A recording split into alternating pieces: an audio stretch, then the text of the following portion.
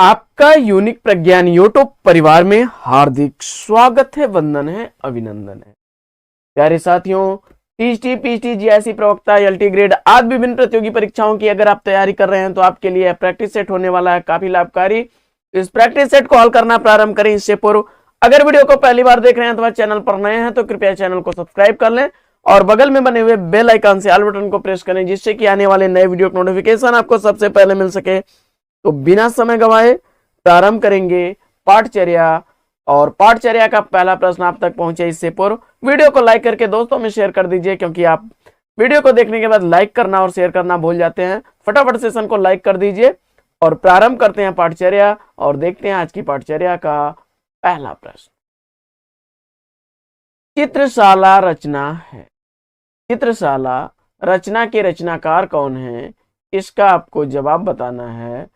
तो चित्रशाला के रचनाकार कौन है, फटाफट आंसर करिए। तो इसका राइट आंसर हो जाएगा विश्वंभर नाथ कौशिक, विकल्प 3 इसका राइट आंसर है। अगला प्रश्न है कि कमल की बेटी कहानी के लेखक कौन है। कमल की बेटी कहानी के रचनाकार कौन है, तो जवाब हो जाएगा कमल की बेटी सुदर्शन द्वारा लिखी गई कहानी है, विकल्प 4 इसका राइट आंसर है। अगला प्रश्न है कि सुमाता जयशंकर प्रसाद के किस कहानी की पात्रा है। सुमाता जयशंकर प्रसाद के किस कहानी की पात्रा है, तो जवाब हो जाएगा देवरथ, विकल्प 4 इसका राइट आंसर। अगला प्रश्न है कि इनमें से मूर्धन्य व्यंजन है। तो इनमें से मूर्धन्य व्यंजन कौन है, इसका आपको जवाब बताना है। तो जवाब हो जाएगा इसका मूर्धन्य व्यंजन इसमें ड और ढ है, विकल्प 3 इसका राइट आंसर। अगला प्रश्न है कि घोष वर्ण है। तो घोष वर्ण इसमें आपका म हो जाएगा, विकल्प 3 इसका राइट आंसर है। अगला प्रश्न है कि जगदम्बा बाबू आ रहे हैं कहानी के लेखक कौन है। जगदम्बा बाबू आ रहे हैं यह कहानी किसके द्वारा लिखी गई है, तो जवाब हो जाएगा जगदम्बा बाबू आ रहे हैं यह कहानी लिखी गई है चित्रा मुदगल द्वारा, विकल्प 3 इसका सही उत्तर। बढ़ते हैं अगले प्रश्न की तरफ और अगला प्रश्न है कि नई कहानी आंदोलन के प्रमुख कहानीकार कौन है। नई कहानी आंदोलन के प्रमुख कहानीकार कौन है, इसका आपको जवाब बताना है। तो इसका राइट आंसर क्या होगा, तो इसका सही जवाब हो जाएगा मोहन राकेश, विकल्प 1 इसका सही उत्तर है। अगला प्रश्न, श्रावण का सही संधि विच्छेद क्या होगा। श्रावण शब्द का सही संधि विच्छेद आपको बताना है। तो श्रावण शब्द का सही संधि विच्छेद बनेगा श्रौधन अन श्रावण, विकल्प 3 इसका राइट आंसर। अगला प्रश्न है कि शुद्ध वर्तनी का चयन करना है आपको। शुद्ध वर्तनी का इसमें से चयन करना है। तो इसमें शुद्ध वर्तनी कौन सी हो जाएगी, इसका आपको जवाब देना है। तो शुद्ध वर्तनी इसमें अस्पृश्यता है, विकल्प 2 इसका राइट आंसर है। अगला प्रश्न है कि पूर्वी हिंदी का विकास किस अपभ्रंश से हुआ है। पूर्वी हिंदी का विकास किस अपभ्रंश से हुआ है, इसका आपको जवाब बताना है। पूर्वी हिंदी का विकास अर्धमागधी अपभ्रंश से हुआ है, विकल्प 2 इसका सही उत्तर है। अगला प्रश्न, प्रेमचंद्र का उर्दू कहानी संग्रह कौन सा है। मुंशी प्रेमचंद्र का उर्दू कहानी संग्रह इसमें से कौन सा है, इसका आपको जवाब बताना है। जवाब हो जाएगा इसका विकल्प ए सोजे वतन, और यह कृति अंग्रेजों द्वारा उनकी जब्त कर ली गई थी। अगला प्रश्न है कि आंचलिक उपन्यासकार कौन है। आंचलिक उपन्यासकार इसमें से कौन है, इसका आपको जवाब बताना है। तो आंचलिक उपन्यासकार हैं इसमें शिव प्रसाद सिंह, विकल्प 3 इसका राइट आंसर। अगला प्रश्न। अगला प्रश्न है कि छात्र आंदोलन पर लिखित उपन्यास कौन सा है। इसमें छात्र आंदोलन पर लिखा गया उपन्यास है अपना मोर्चा। विकल्प 4 इसका सही उत्तर। अगला प्रश्न। अगला प्रश्न है कि ब्रह्मास्त्र का सही संधि विच्छेद क्या होगा। ब्रह्मास्त्र का सही संधि विच्छेद आपको बताना है, तो इसका जवाब हो जाएगा ब्रह्मधन अस्त्र। ब्रह्मधन अस्त्र विकल्प 2 इसका राइट आंसर। अगला प्रश्न। कनिष्ठ शब्द में प्रयुक्त प्रत्यय कौन सा है। कनिष्ठ शब्द में प्रयुक्त प्रत्यय कौन सा है, इसका आपको जवाब बताना है। तो कनिष्ठ शब्द में प्रयुक्त प्रत्यय आपका इष्ट है। विकल्प 1 इसका राइट आंसर। अगला प्रश्न है कि सुपुरुष में कौन सा समास है। सुपुरुष में कौन सा समास है, इसका आपको जवाब बताना है। तो सुपुरुष में समास कौन सा होगा, जल्दी से आंसर बता दीजिए आप लोग।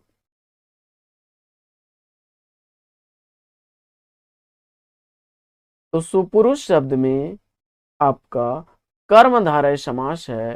विकल्प 3 इसका राइट आंसर। अगला प्रश्न। कमलेश्वर का कौन सा उपन्यास भारत विभाजन पर लिखा गया है।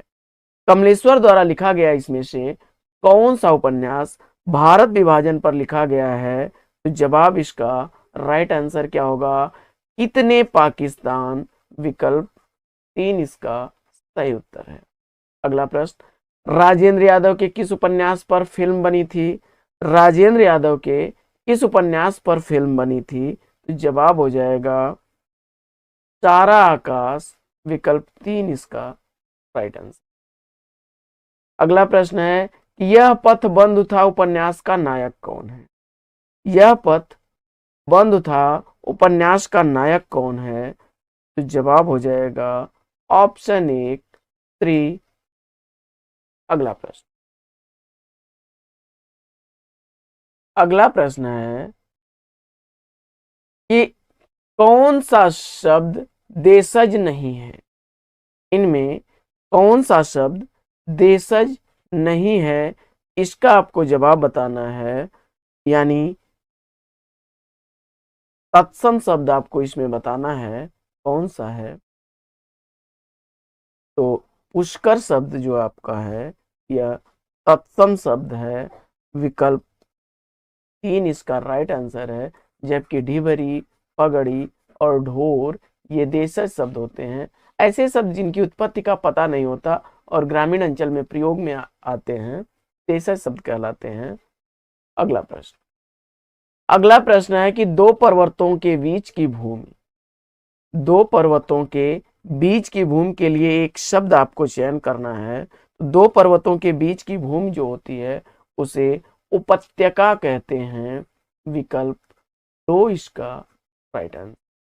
अगला प्रश्न है कि जो गणना योग्य न हो उसके लिए एक शब्द क्या होगा। जो गणना करने के योग्य न हो उसके लिए एक शब्द क्या होगा। तो उसके लिए एक शब्द बनेगा असंख्य। विकल्प 4 इसका राइट आंसर। अगला प्रश्न है कि गंगौली गांव की कथा पर आधारित उपन्यास कौन सा है। गंगौली गांव की कथा पर आधारित उपन्यास कौन सा है, इसका आपको जवाब बताना है। तो इसका राइट आंसर क्या होगा, आधा गांव। विकल्प 2 इसका सही जवाब है। अगला प्रश्न। अगला प्रश्न है कि नागार्जुन के किस उपन्यास में अनमेल विवाह की समस्या का वर्णन है। नागार्जुन के किस उपन्यास में अनमेल विवाह की समस्या का वर्णन है। तो इसका सही जवाब क्या होगा, इसका राइट आंसर क्या होगा। इसका सही जवाब हो जाएगा नागार्जुन द्वारा लिखा गया नई पौध जो है, विकल्प 3 इसका राइट आंसर है। अनमेल विवाह पर आधारित उपन्यास है। अगला प्रश्न है कि महादेवी वर्मा की भाषा क्या है। तो महादेवी वर्मा की भाषा जो है वह खड़ी बोली है। विकल्प 3 इसका सही उत्तर। अगला प्रश्न है कि पिसुन शब्द का पर्यायवाची शब्द क्या है। जल्दी से आंसर ट्रिक करिए। पिसुन शब्द का पर्यायवाची आपको बताना है। पिसुन शब्द का पर्यायवाची इसमें चुगलखोर होगा या चुगलखोर का पर्यायवाची पिसुन होता है। विकल्प 4 इसका राइट आंसर। अगला प्रश्न है, यदि सही दिशा में परिश्रम करोगे तो अवश्य सफल हो जाओगे। सही दिशा में परिश्रम करोगे तो अवश्य सफल हो जाओगे। इसका सही उत्तर क्या होगा, इसका आपको जवाब बताना है।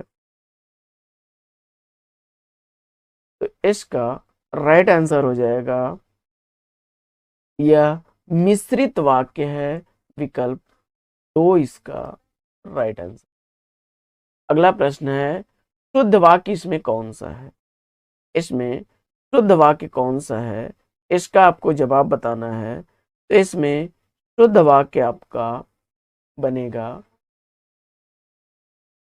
वाह कितना सुंदर दृश्य है यहाँ। विकल्प 2 राइट आंसर है। यहाँ कामा की जगह विस्मयादि बोधक होगा और यहाँ सही चीज विस्मयादि बोधक होता, और यह भी गलत है। और यहाँ क्वेश्चन मार्क है, यह भी गलत है। विकल्प 2 इसका राइट आंसर। अगला प्रश्न है कि चंचला स्नान करावे चंद्रिका पर्व में जैसी, यह पंक्ति किसकी। चंचला स्नान कर आवे चंद्रिका पर्व में जैसी, यह पंक्ति किसकी है। इसका आपको जवाब बताना है। यह जयशंकर प्रसाद की पंक्ति। विकल्प 2 इसका राइट आंसर। अगला प्रश्न है कि गेहूं और गुलाब में गुलाब किसका प्रतीक। गेहूं और गुलाब में गुलाब किसका प्रतीक है। गेहूं और गुलाब में गुलाब प्रतीक है आपका कला और संस्कृति का। विकल्प 2 इसका राइट आंसर। अगला प्रश्न है कि कामायनी का अंतिम सर्ग क्या है। कामायनी का अंतिम सर्ग क्या है। तो जवाब हो जाएगा, कामायनी का अंतिम सर्ग आनंद है। विकल्प 4 इसका राइट आंसर। अगला प्रश्न, भारत केशम भारत है में कौन सा अलंकार है। तो भारत केशम भारत है में अलंकार आपको बताना है। तो इसमें अन्वय अलंकार होगा। विकल्प 2 इसका राइट आंसर। अगला प्रश्न है कि कठिन काव्य का प्रेत किसे कहा जाता है। कठिन काव्य का प्रेत किसे कहा जाता है, इसका आपको जवाब बताना है।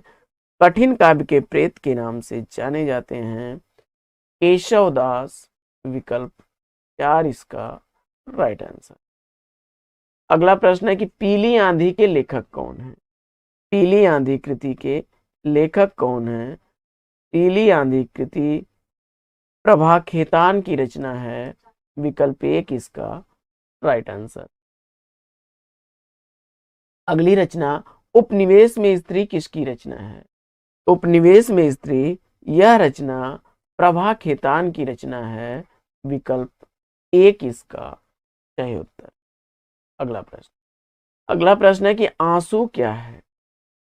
तो आंसू एक मुक्तक काव्यों का संकलन है।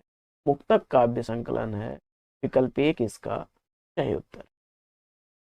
अगला प्रश्न है कि भारत भारती पुरस्कार दिया जाता है। तो भारत भारती पुरस्कार दिया जाता है उत्तर प्रदेश संस्थान द्वारा। विकल्प 3 इसका राइट आंसर। अगला प्रश्न है कि साहित्य दर्पण किसकी रचना है। साहित्य दर्पण कृति के रचनाकार कौन है। साहित्य दर्पण जो है यह विश्वनाथ की रचना है। विकल्प 4 इसका सही उत्तर। अगला प्रश्न है कि प्रसाद की छायावादी रचना इसमें कौन सी है। जयशंकर प्रसाद की छायावादी रचना इसमें आपको बताना है, तो जवाब हो जाएगा ऑप्शन 4, लहर उनकी छायावादी कृति। अगला प्रश्न, प्रेमाश्रम उपन्यास का उर्दू रूप क्या है। तो प्रेमाश्रम उपन्यास जो है यह उर्दू में गोशे आफिमत नाम से लिखा गया है। विकल्प 3 इसका राइट आंसर। अगला प्रश्न, राम की शक्ति पूजा में कितनी पंक्तियां हैं।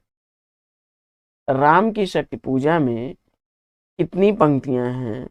तो जवाब हो जाएगा राम की शक्ति पूजा में 312 पंक्तियां। विकल्प 1 इसका राइट आंसर। अगला प्रश्न, अगला प्रश्न है कि सूची 1 को सूची 2 के साथ आपको सुमेलित करना है। सूची 1 का मिलान सूची 2 के साथ आपको करना है।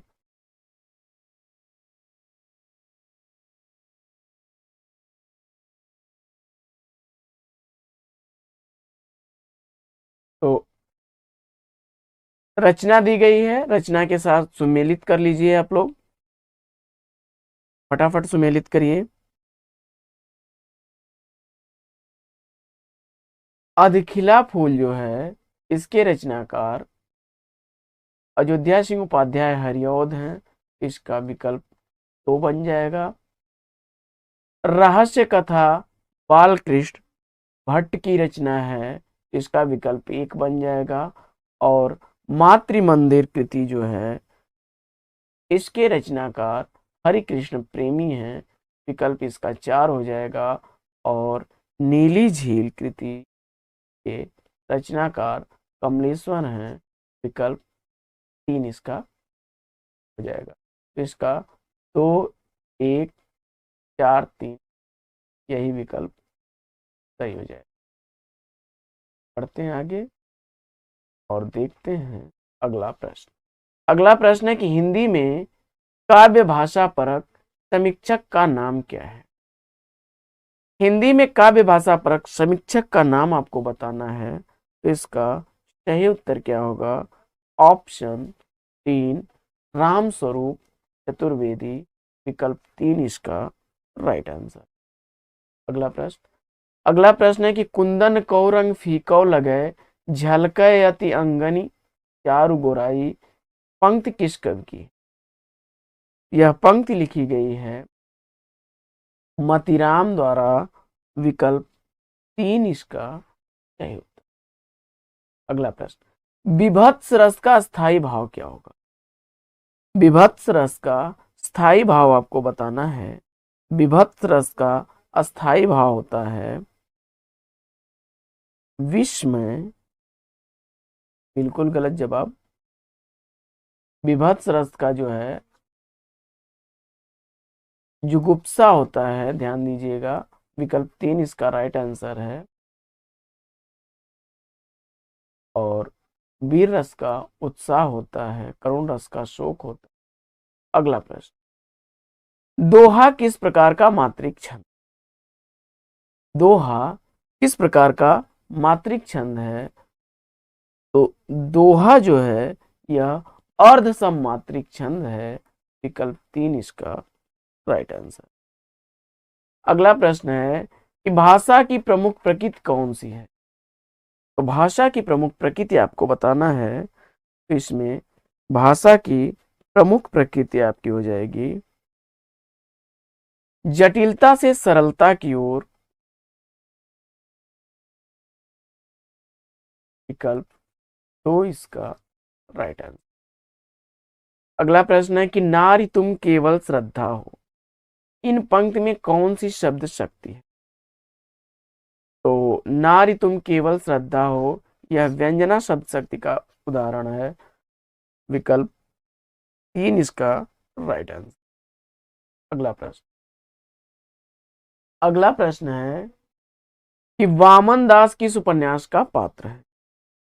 वामन दास किस उपन्यास का पात्र है? वामन दास मैला आंचल रेणु द्वारा लिखे गए उपन्यास का पात्र है। विकल्प 3 इसका सही उत्तर।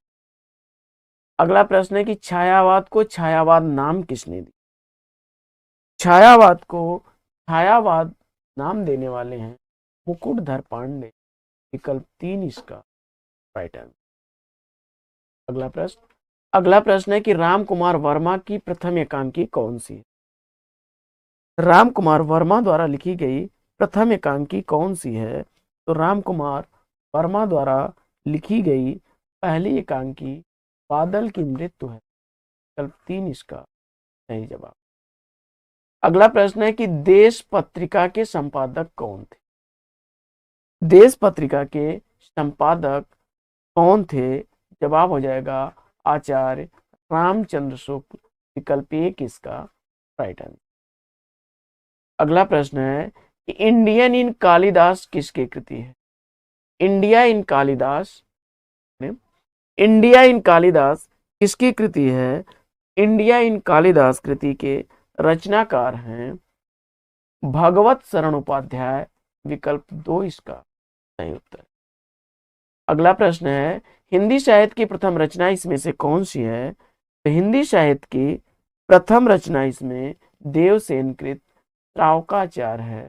देवसेन द्वारा लिखी गई श्रावकाचार है। विकल्प 1 इसका राइट आंसर।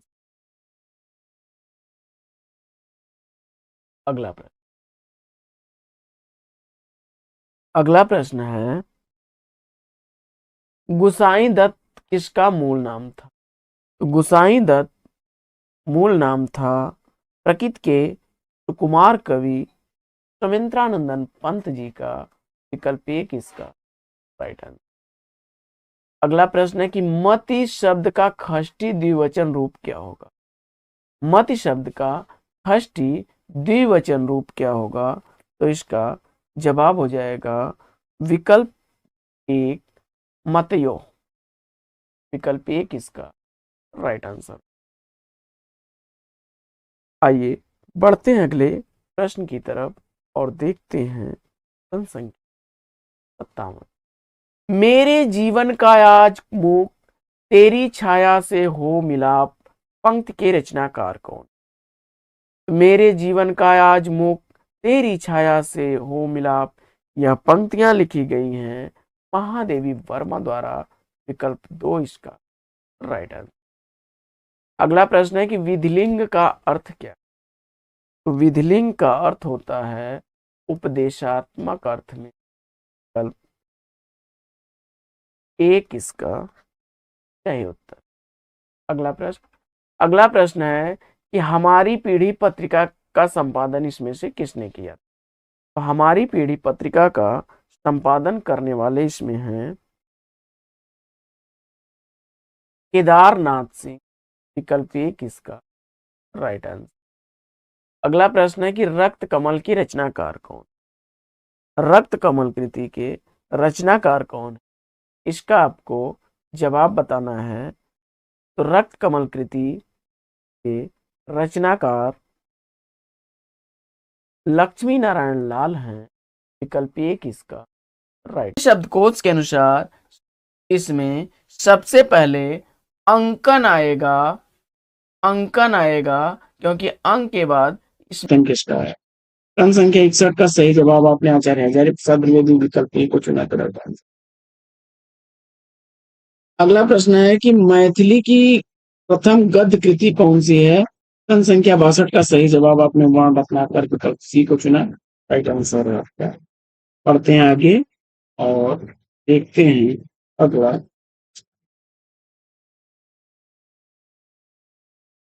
अगला प्रश्न है कि इन ग्रंथों को रचना काल के आरोही क्रम में व्यवस्थित करिए। क्रम संख्या 63 का सही जवाब चंदन बाला रास स्थूल भद्रास नेमिनाथ रास और एवं गिरिरास। विकल्प बी राइट आंसर। अगला प्रश्न है फिर सुमेलित करना है। प्रश्न संख्या 64 को मिलान कर लीजिए। प्रश्न संख्या 64 का मिलान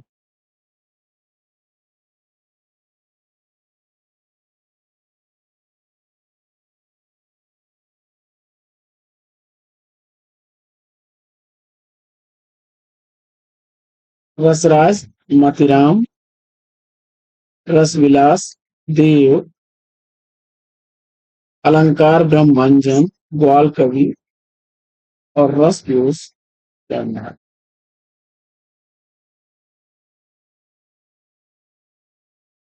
सही जवाब क्या बनेगा? विकल्प बी। अगला प्रश्न,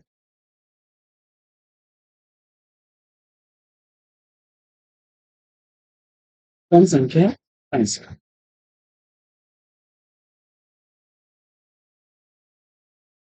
65वां प्रश्न है। ये निम्नलिखित को सुमेलित करना है।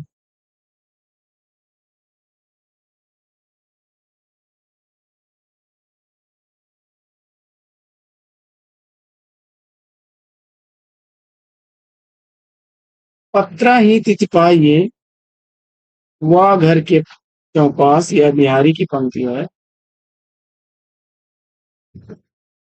असिंधु तथ्यों उनको बनाए तुम पे धनुरेद गई, केशव की पंक्ति है। आशा गुण बांध के भरोसों सिल धरि छाती, यह पंक्ति किसकी है?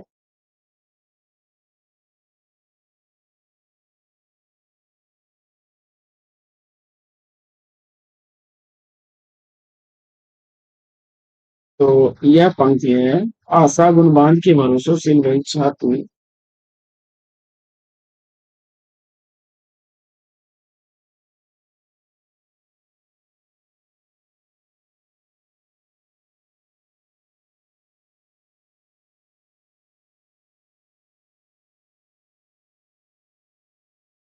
आशा गुण बांध के भरोसों सिल भरी छाती, यह घनानंद की पंक्ति है।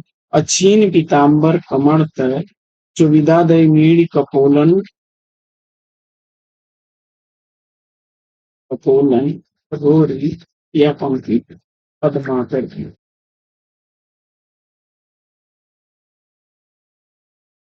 बढ़ते हैं आगे और देखते हैं जो है प्रश्न संख्या 66। सुजान हित प्रबंध के रचयिता कौन है? जवाब में घनानंद, विकल्प एक राइट आंसर। अगला प्रश्न है कि शासन ही सौ समीर गयो और वासुन ही सब मीर गयो ढेरी, इस पंक्ति के रचयिता कौन है? कौन सी का 67 का सही जवाब। देव को चुना आपने तो विकल्प भी राइट आंसर है आपका। अगला प्रश्न है कि बेग ही बोड़ी गई पंखिया अखिया मधुकी मखिया भर भेड़ी, यह पंक्ति किस रचनाकार ने? प्रश्न संख्या 68 का सही जवाब। देव को चुना आपने तो विकल्प राइट आंसर। अगला प्रश्न, अगला प्रश्न है कि घनानंद किस राजा के दरबार में मीर मुंशी था? मोहम्मद शाह रंगीला, विकल्प बी आपने रंगीले को तो राइट आंसर। प्रश्न संख्या 70 है कि भूषण की भाषा में ओज की मात्रा तो पूरी है पर वह अधिकतर अव्यवस्थित है, यह कथन किसका? डॉक्टर बच्चन सिंह, विकल्प डी राइट आंसर। अगला प्रश्न है कि कबीर ने सागर को किसका प्रतीक माना? प्रश्न संख्या 71 का सही जवाब परमात्मा, विकल्प डी को चुन लिया तो राइट आंसर। अगला प्रश्न है कि कबीर के अनुसार जीवात्मा जन्म मरण के चक्र में किसके कारण फंसी रहती है? और 72 का सही जवाब माया को चुना आपने तो राइट आंसर। अगला प्रश्न है कि कबीर के किस छंद का प्रयोग अपनी रचनाओं में नहीं किया? प्रश्न संख्या 73 का सही जवाब आपने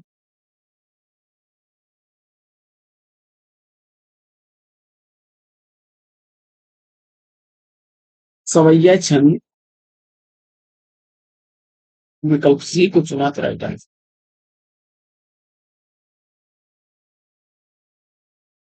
अगला प्रश्न,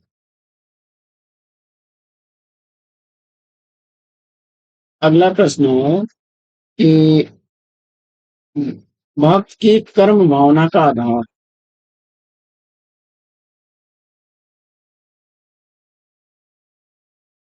लोक धर्म विकल्प ए को चुना आपने, राइट आंसर।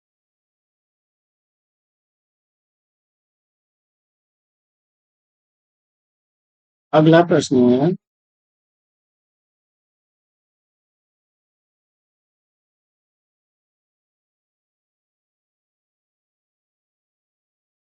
तो विकल्प डी को चुना आपने, राइट आंसर हो जाएगा। अगला प्रश्न है कि गोरख वाणी के संपादक थे, पीताम्बर दत्त भरद्वाज, विकल्प डी को चुना आपने, राइट आंसर। आगे बढ़ते हैं, देखते हैं अगला प्रश्न। अगला प्रश्न है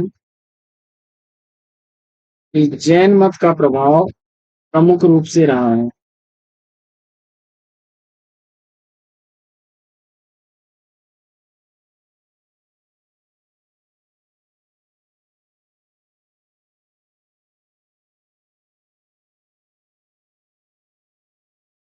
सही जवाब क्या बनेगा? 577 का, 77 का राइट आंसर अपने विकल्प डी को चुन लिया है, गुजरात का काठियावाड़ और काठियावाड़ राइट आंसर। पुष्पदंत का समय पूछा जा रहा है, प्रश्न संख्या 78 का सही जवाब,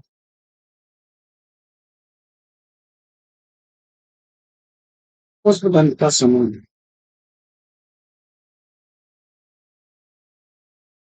10वीं शताब्दी, विकल्प डी राइट आंसर। अगला प्रश्न है कि कौन सी आशक्ति पुष्टि मार्गी नहीं है?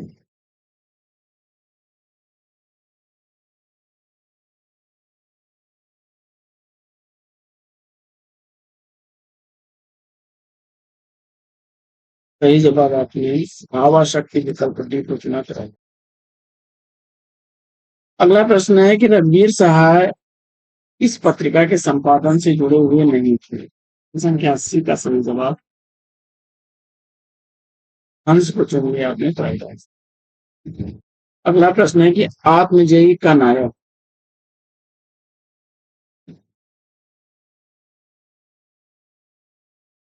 विकल्प बी को चुना, नचिकेता, तो राइट आंसर। कुंवर नारायण किस सप्तक के कवि हैं? तीसरा सप्तक, विकल्प सी राइट आंसर। अगला प्रश्न है कि प्रयोगवादी काव्य की समय सीमा, और इस प्रश्न का सही जवाब आपने 83 का है, 1943 से 53 विकल्प। तीसरे सप्तक का प्रकाशन वर्ष पूछा जा रहा है, और सही जवाब आपने कलेक्ट कर लिया है, 1959 को, तो राइट आंसर है आपका। अगला प्रश्न है कि इनमें से कौन चार सप्तक के कवि नहीं है? कौन संख्या 85 का सही जवाब, विकल्प ए को चुना, तो राइट आंसर।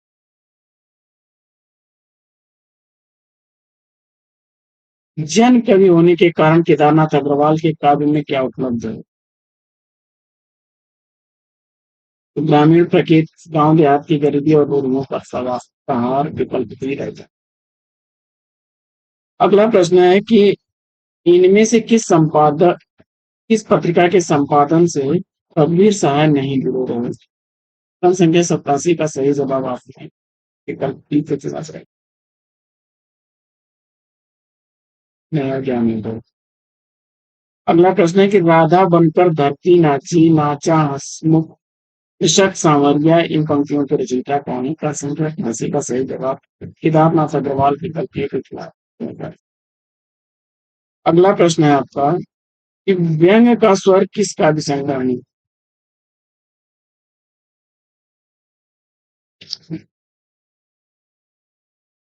क्रम संख्या 89 का सही जवाब,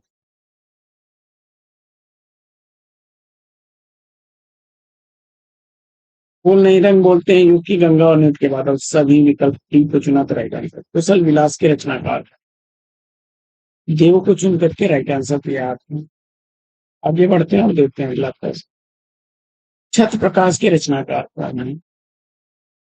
जवाब में आपने विकल्प बी को चुना, लाल कलर पे, तो राइट आंसर। हिम्मत बहादुर बिरदावली के रचनाकार कौन? प्रश्न संख्या 92 का सही जवाब आपने कर्नाटक को चुना पड़ेगा। अगला प्रश्न है कि कहाँ कवि बेनी बेनी ब्याल की चुराई लेनी, यह पंक्तियों में अलंकार पूछा जा रहा है। प्रश्न संख्या 93 का सही जवाब आपने यमक अलंकार विकल्प सी को चुना पड़ेगा। अगला प्रश्न है कि आवारा मसीहा किस विधा की कृति है। प्रश्न संख्या 94 का सही जवाब आपने जीवनी विधा विकल्प डी को चुना पड़ेगा। अगला प्रश्न है कि निम्नलिखित में से कौन सा शब्द स्त्रीलिंग है। प्रश्न संख्या 95 का सही जवाब विकल्प डी को चुना तो राइट आंसर। जिसका कोई शत्रु उत्पन्न न हुआ हो उसे क्या कहेंगे। प्रश्न संख्या 96 का सही जवाब अजात शत्रु। निम्नलिखित में से कौन सा बहुवचन अशुद्ध है। प्रश्न संख्या 97 का सही जवाब आपने विकल्प सी को चुना आदत आदतन तो राइट आंसर है। प्रश्न संख्या 98 है कि कमले किस शब्द का पर्यायवाची है।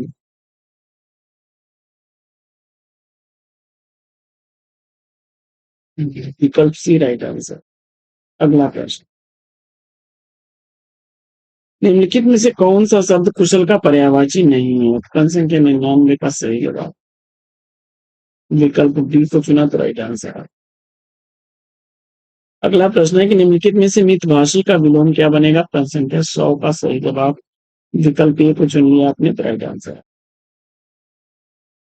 अगला प्रश्न है कि अपनी दही कोई खट्टा नहीं कहता कहावत का अर्थ क्या है। प्रश्न संख्या 101 का सही जवाब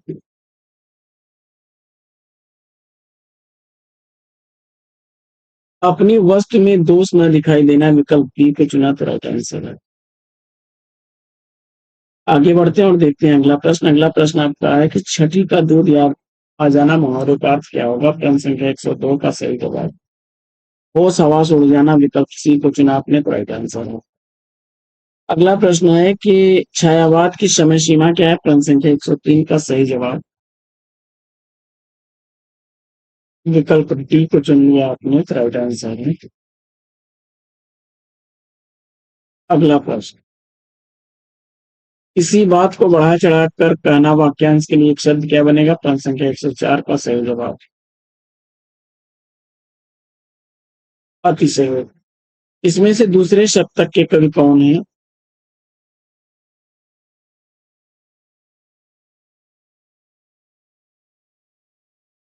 105 का सही जवाब शमशेर बहादुर विकल्प बी। अगला प्रश्न है कि संध्या और रात्रि के बीच के समय को क्या कहते हैं। प्रश्न संख्या 106 का सही जवाब विकल्प डी को चुना तो राइट आंसर। अकाल पीड़ित में समास पूछा जा रहा है। प्रश्न संख्या 107 का सही जवाब तत्पुरुष समास विकल्प राइट आंसर। अगला प्रश्न आपका है कि निम्नलिखित में से किसमें कर्णधारय समास है। जवाब में घनश्याम विकल्प सी को चुना तो राइट आंसर। अगला प्रश्न, निम्नलिखित में से शुद्ध वाक्य कौन से हैं।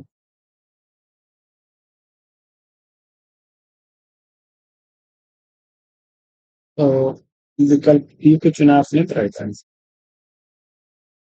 अगला प्रश्न है कि निम्नलिखित में से शुद्ध शब्द बताना है। प्रश्न संख्या 110 का सही जवाब विकल्प सी को चुना आपने तो राइट आंसर। आगे, रामायण का संधि विच्छेद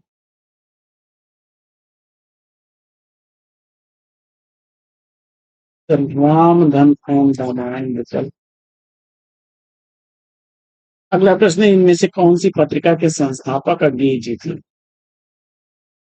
प्रश्न संख्या 112 का सही जवाब प्रतीक विकल्प डी राइट आंसर। अगला प्रश्न है कि सदैव में कौन सा संधि विच्छेद है। सदा धन एव सदैव विकल्प सी राइट आंसर।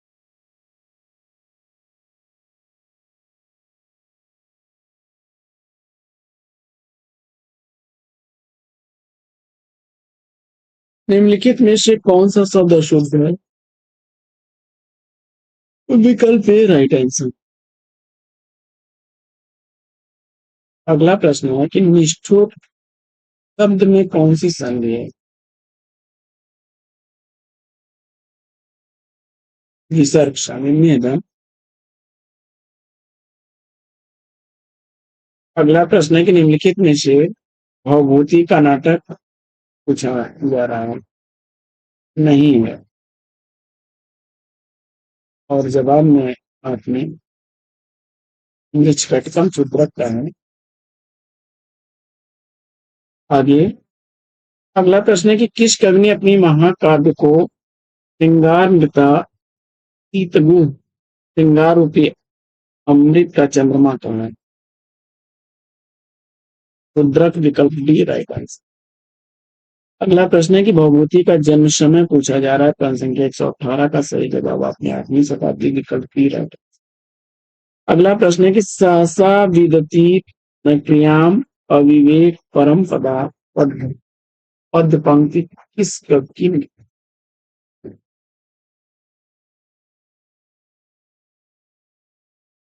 तो यह भारवी की पंक्ति है।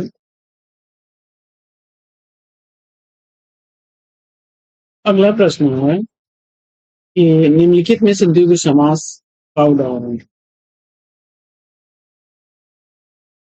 और 120 का सही जवाब आपने विकल्प डी को चुना।